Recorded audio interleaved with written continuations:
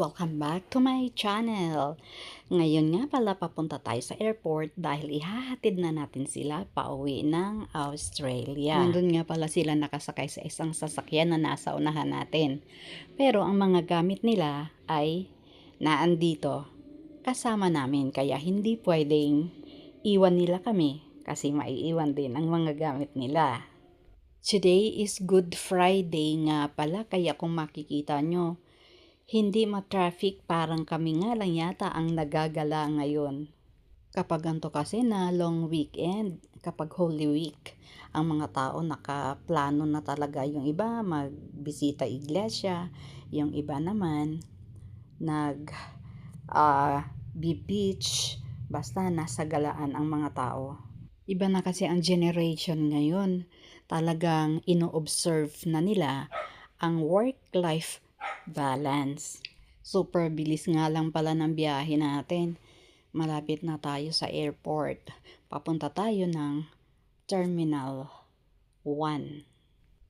Naranasan nyo rin ba yung kapag maghahatid na dahil paalis na yung mga relatives? Parang ang bigat sa dibdib. Diba nakakalungkot? Iba kapag padating pa lang sila, parang super saya, parang gusto mo dumating na sila kaagad.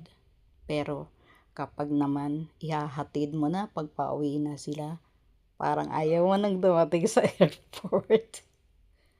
Kasi nga, matagal na ulit kayong magkikita-kita, kaya mamimiss mo sila. Nakakalungkot kapag hiwa-hiwalay na ulit.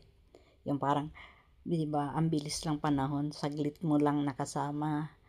Tika nga lang, ito na pala kami, airport na. Ang daming flyers kahit mahal na araw. Hello, Mason! Ay, ayaw tumingin sa akin. Hello! Teka, pipicture.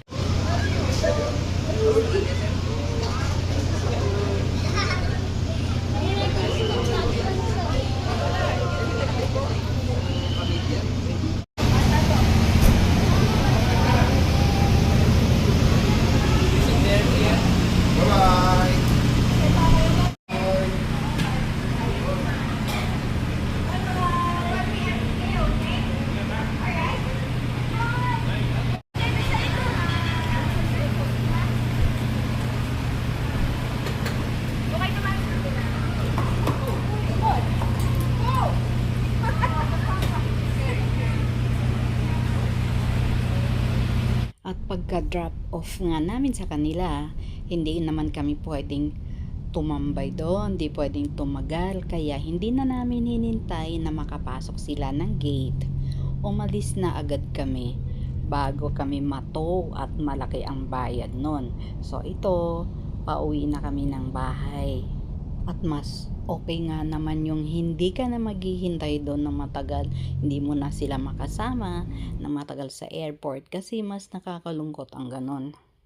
Kaya nako, hindi ko lang alam, mga ilang weeks lang ako na naman ang ihahatid. Siguro di na ako magpapahatid, mag-grab na lang siguro ako para mag-isa lang papunta ng airport, para hindi ako malulungkot pag umalis na sila. Wow ha? Ganun pala ang planong gagawin ko. Ang bilis din ng biyahe namin pabalik. Ngayon andito na kami sa may Carmona at malapit na sa bahay. So yun lang ang mini vlog natin for today. I hope you enjoyed watching kahit ganun lang siya kaiksi. So abangan na lang ang susunod ng mga gala kahit hindi na kami buo ulit.